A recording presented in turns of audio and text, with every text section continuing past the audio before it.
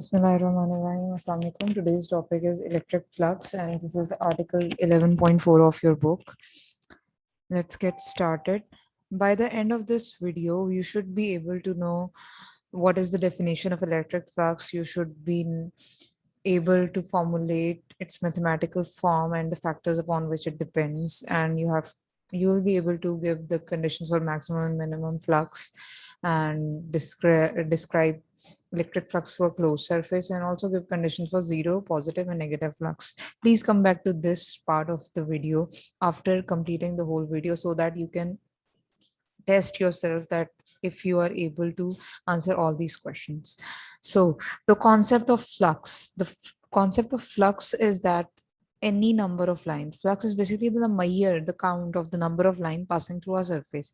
एक surface है उसमें से कितनी lines pass करी हैं, that is basically flux. So if we are talking about electric field lines, so वहाँ पे आपके पास उसको आप electric flux कहोगे, and if we are talking about magnetic field lines, so then you will call it as magnetic flux.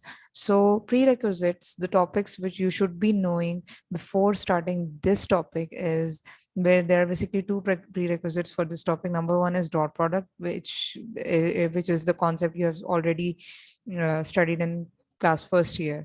Dot product, where the two vectors multiplied with each other gives a scalar quantity, and that is basically cosine multiplied by a and b magnitude of those two vectors. And the second concept is vector area, which is, by the way, new for you.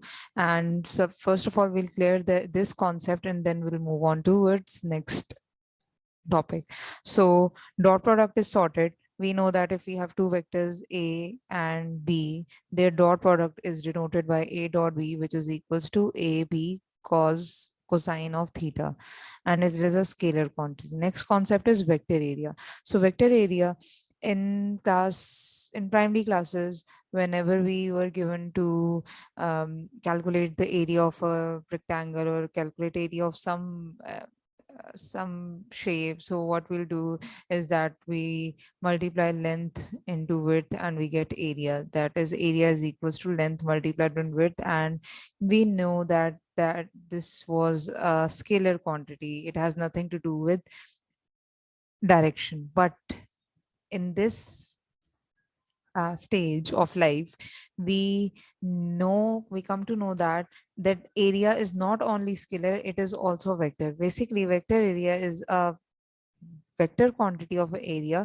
Magnitude will be still given by this formula: a is equals to l into w, that is, area is equals to length into width. But the concept of vector area says that if you have a surface, if you have a area, then the vector area will be a unit vector drawn normal to the surface, normal to the surface, normal to the area. That is कि normal का मतलब है कि 90 degrees का वो angle बनाएगा. So यहाँ पे आपके पास this is the vector area A.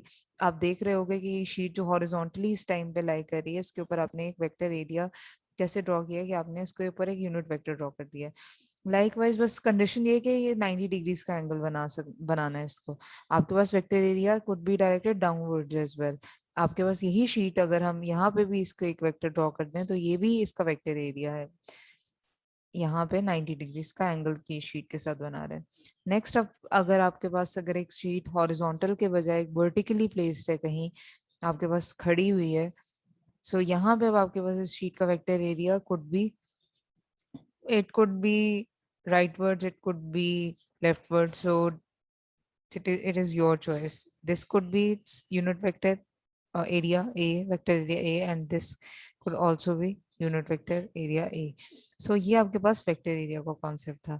I hope कि ये दो concepts clear हो गए होंगे. तो अब हम next slide पे बढ़ते हैं. Next up we have the definition. We have to check the definition and quantity कौन सी है, फॉर्मूला कैसे आता है, यूनिट क्या है. हमने प्रीवियसली डिस्कस कर लिया था कि आपके पास what is exactly the flux. So flux को अगर आपको पता है तो वहां से आप कहोगे the measure of the number of lines of force. Which number of lines of force? Electrical field lines की जो फोर्स, जो इलेक्ट्रिकल फील्ड की जो लाइन ऑफ फोर्सेस हमने ई पढ़ा था, E is equals to F divided by Q naught. So आपको पता है कि वहां पे नंबर ऑफ जो फील्ड लाइंस होती थी वो आप यहाँ पे जो काउंट करोगे दैट इज बेसिकली किसी भी सरफेस के अंदर से कितनी इलेक्ट्रिकल फील्ड लाइंस गुजर रही हैं, that is basically electric flux. So you can also define electrical flux as the measure of field lines number, the measure of number of electrical field lines passing through a area placed in an electric field.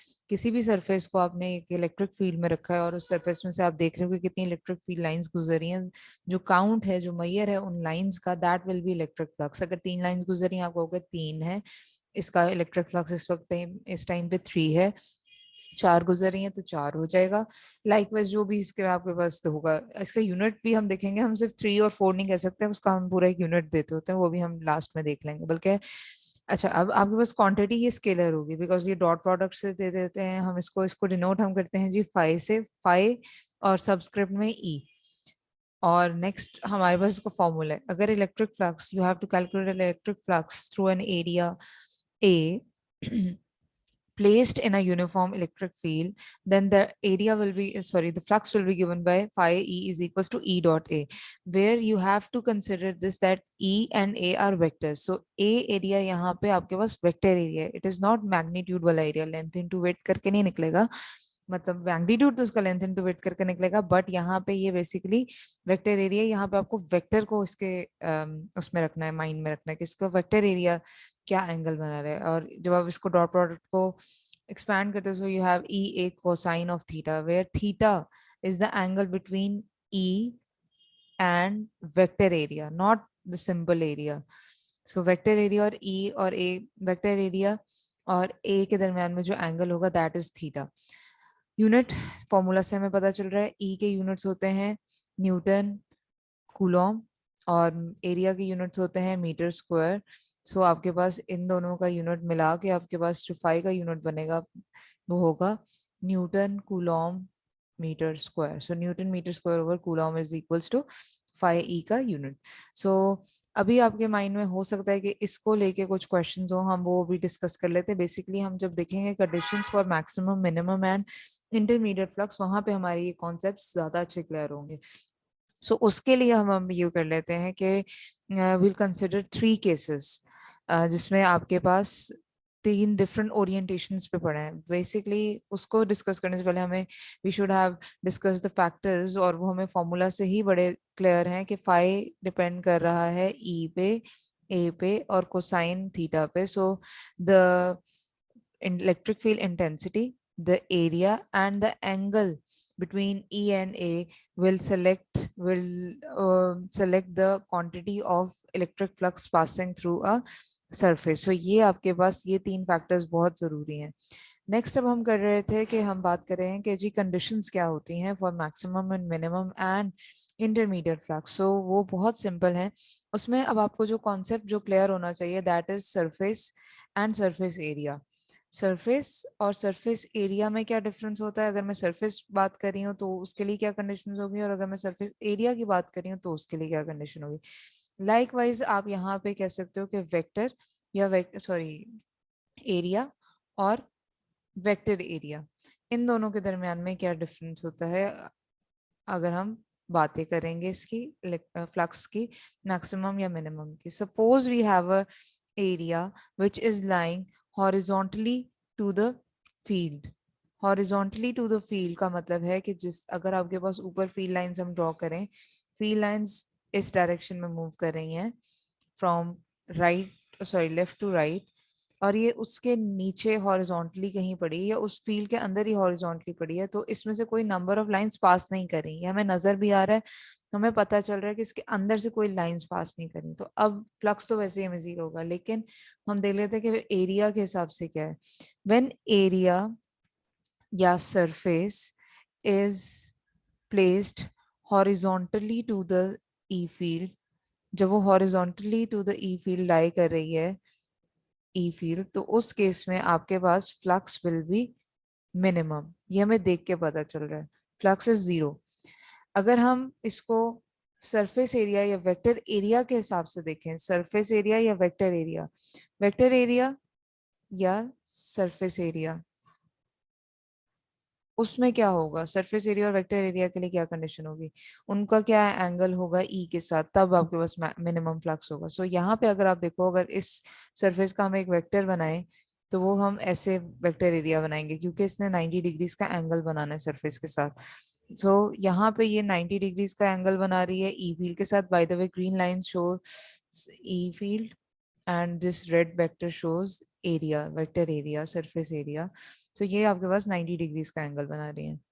अगर हम इसका formula देखें, सो formula क्या था, phi E is equals to E A cosine of theta. So यहाँ पे cosine of theta is 90 degree, so 90 degrees cos 90 degrees is equals to 0। so ea multiplied by 0 is equals to 0. so phi e is equals to 0। आप दो उसमें कह सकते हो, if surface या vector, sorry surface और area is placed horizontally to the E field. और आप ये भी कह सकते हो कि vector when a vector area और surface area is perpendicular to the E field. So यहाँ पे perpendicular to the E field, यहाँ पे आप देखो कि जब आप सरफेस एरिया की बात, सॉरी वेक्टर सरफेस या वेक्टर की बात, सॉरी एरिया या सरफेस की बात कर रहे हो, तो आपके पास हॉरिजॉन्टल का वर्ड यूज हो रहा है। और जब आप वेक्टर एरिया और सरफेस एरिया के लिए बात कर रहे हो तो वो परपेंडिकुलर का वर्ड यूज हो रहा है। ये दोनों एक दूसरे के ऑपोजिट है। सो ये आपने बड़े ध्यान से इस तरह के क्वेश्चंस करने हैं कि आपसे वो किस टर्म में पूछ रहे हैं, सरफेस एरिया के हिसाब से वो कंडीशंस पूछ रहा है या आपसे वो वेक्टर एरिया के, सॉरी सरफेस के हिसाब से पूछ रहा है या सरफेस एरिया के हिसाब से पूछ रहा है या वेक्टर के हिसाब से या वेक्टर एरिया के हिसाब से, सॉरी एरिया या वेक्टर एरिया के हिसाब से पूछ रहा है। हाँ, अगर वो जनरल पूछ लेता है तो फिर it is up to you कि आप किस टर्म्स में एक्सप्लेन कर रहे हो। आप वहां पे क्लियरली मेंशन करोगे कि यहाँ पे जो मैं एरिया कंसिडर कर रही हूँ या मैं सरफेस एरिया। बेस्ट तरीका ये है कि आप यहाँ पे डायग्राम ड्रॉ कर दो, उससे ज्यादा क्लैरिटी मिलेगी। सो ये कंडीशंस में आती होती हैं। लाइकवाइज अगर आप आपके पास हम इस तरह का कर दें कि आपके पास यहाँ पे सरफेस को हम ई की अभी वही डायरेक्शन रखते हैं, ई इसी तरह जा रही है, सॉरी थोड़ा सा टिल्ट हो गया, ये ई आपके पास इसी तरह जा रही है। और अब हम जो शीट है उसको हम प्लेस कर देते हैं वर्टिकुलरली टू द फील्ड। अगर आप शीट का एंगल देखो तो शीट का एंगल तो 90 डिग्रीज बन रहा है विद दिस। सो अगर सरफेस या area is placed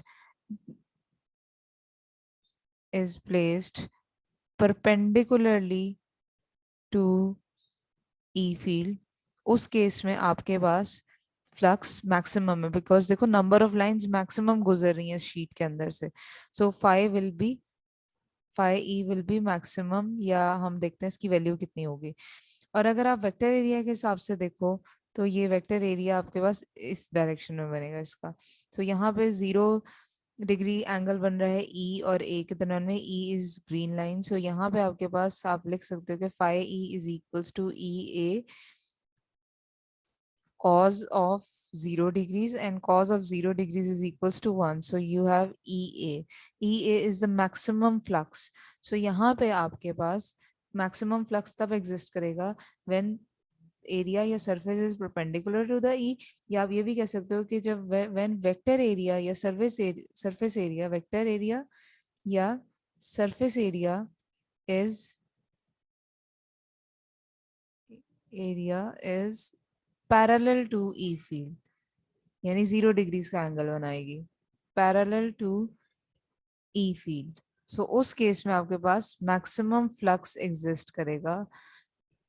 intermediate flux भी एग्जिस्ट कर सकता है, वो जब आपके पास टिल्टेड उसमें पड़ी हो शीट। फॉर एग्जांपल ये शीट है और ये टिल्टेड उसमें पड़ी है, मतलब it is making some angle theta with surface, जिस सरफेस के ऊपर आपने इसको टिल्ट किया हुआ है। सो यहाँ पे इसका वेक्टर एरिया 90 डिग्रीज का ही एंगल बनाएगा इसके साथ। तो वो थोड़ा सा, अब अगर आप इसको यूं देखो तो ये थोड़ा सा टिल्टेड है, तो यहाँ पे ये थीटा उतना ही होगा जितना ये थीटा होगा। सो ए आपने ड्रॉ कर लिया। अब आप ई को देखोगे तो ई, अगर हम वही वाले केसेस को कंसिडर करें तो ई और ए के दरम्यान में अब एक एंगल बन रहा है, ये थीटा। या यहाँ पे भी हम देख सकते हैं थीटा, यहाँ पे भी आप देख सकते हो थीटा। सो ये आपके पास now E A cosine of theta. अब यहाँ पे थीटा की क्या वैल्यू होगी, ये ऑब्वियसली जो किसी स्पेसिफिक क्वेश्चन में मेंशन हुई होगी। सो ये इंटरमीडिएट आपके पास एग्जिस्ट करेगा। ई ए से कम वैल्यू होगी इस वाले टर्म की, ई इंटू ए करके जो आंसर आता है उससे कम वैल्यू होगी इस टर्म को जब आपको साइन के साथ मल्टीप्लाई करोगे। सो ये आपके पास यहाँ पे कॉन्सेप्ट है। ये 3 केसेस हमने कर लिए। नेक्स्ट आपके पास जो कॉन्सेप्ट है वो है electric flux through a close surface. Close surface से आप कैसे कैलकुलेट करते हो? अगर आपके पास एक सफेयर है, आपकी बुक में भी एक सफेयर बना हुआ है, उसको आपने वही वाला कॉन्सेप्ट है, जब आपको याद होगा वेरिएबल फोर्स के लिए जो हम कॉन्सेप्ट यूज करते थे कि हम डिस्प्लेसमेंट को स्मॉल पैचेस में डिवाइड कर लेते थे और हम ये कंसिडर करते थे कि एक डेल डी में आपके पास जो फोर्स है वो कांस्टेंट हो जाती है। सो यहाँ पे अब आपने ये इस तरह से इस सरफेस को डिवाइड करना है कि एक स्मॉलर पैचेस ऑफ एरियाज में कि एक डेल ए में ई यूनिफॉर्म हो जाए, कांस्टेंट या यूनिफॉर्म हो जाए। मतलब आपने जब इस पूरी सरफेस को डिवाइड किया छोटे छोटे पैचेस में, हम इसको पैचेस में डिवाइड कर देते हैं। सो ये वाला एरिया बड़ा है, ये वाला एरिया उससे छोटा है, बट इन दोनों में हमने इनकी डिवीजन ऐसे करनी है कि इस वाले पैच में और इस वाले पैच में आपके पास ई फील्ड जो हो वो यूनिफॉर्म हो, दोनों में इनकी ई फील्ड क्या हो जाए, यूनिफॉर्म हो जाए। सो साइज पे, एरिया के साइज पे डिपेंडिंग आपके पास कंडीशन नहीं है, आपके पास ये कंडीशन है कि ई यूनिफॉर्म होनी चाहिए। अब आपके पास क्या करना है कि अब आपने एक लेट से ये रेक्टेंगुलर पैच लिया, इसका वेक्टर एरिया आप ड्रॉ कर लो और आपने इसमें E A five five calculate कर लिया। Five is equals to, we know that E dot, यहाँ पे डेल ए का वर्ड यूज करेंगे बिकॉज आपके पास डिफरेंशियल एरिया है। इसको डेल ए को हम डिफरेंशियल एरिया कहते हैं क्योंकि स्मॉल सा एरिया होता है। सो ये आपके पास हो गया। इसी तरह इसके लिए भी आप वो करोगे तो इसको भी five E equals to del, इसको हम लेट से वन, एरिया वन कह देते हैं, इसको हम एरिया टू कह देते हैं, और हम तीसरा लेंगे तो हम तीसरा 83 कह देंगे। तो अगर हम ओवरऑल इम्पैक्ट देखें इस पूरी सरफेस में तो हम कहेंगे कि इसका जो आपके पास फ्लक्स है, electric flux is given by this formula sigma summation of E dot A del A. So ये आपके पास कॉन्सेप्ट था क्लोज सरफेस के अंदर आपके पास फ्लक्स को कैलकुलेट करने का। नेक्स्ट हमारे पास एक जो टॉपिक है दैट इज कि पॉजिटिव कब होता है फ्लक्स, नेगेटिव कब होता है और जीरो कब होता है। सो हम कंडीशंस देखेंगे तीनों के लिए कि नेगेटिव, पॉजिटिव और जीरो फ्लक्स कब एग्जिस्ट करता है। सो जीरो फ्लक्स आपके पास तब होगा जब आपके पास जो एक सरफेस है, number of lines, electric field lines जो इसमें एंटर कर रही हैं, इस साइड से एंटर कर रही हैं, और जो number of field lines leave कर रही हैं, दे आर इक्वल। जब number of lines entering the surface are equal to number of lines leaving the surface, तो उस केस में आपके पास जीरो हो जाएगा। और अगर आपके पास number of electric field lines entering the surface are less than number of field lines leaving the surface, so उस केस में, सॉरी, जब आपके पास number of field lines entering the surface are greater than number of field lines leaving the surface, so उस case में आपके पास negative flux हो जाएगा जब लीव कम कर रही होंगी लेकिन एंटर ज्यादा हो रही होंगी। और इसी का वाइस वर्सा अगर हम देखें तो अगर आपके पास number of lines entering the surface are less than and number of lines leaving the surface, तो उस केस में आपके पास पॉजिटिव एग्जिस्ट करेगा। सो ये कुछ कंडीशंस थी, ये आपकी बुक में भी लिखी हुई हैं, you can go through them आपकी अपनी बुक में से। सो इसको आप पढ़ो और इसमें से अगर फर्दर कोई क्वेश्चन हो तो आप ये मुझसे मुझे कांटेक्ट कर सकते हो। यहाँ पे अब आपने ये सारे पॉइंट्स अपने क्लियर करके अपनी ऑब्जेक्टिव वाले पार्ट पे वापस जाना है और देखना है कि आपको अब सारे क्वेश्चंस के आंसर मिल गए हैं या नहीं मिल गए। थैंक यू सो मच बच्चों, टेक केयर।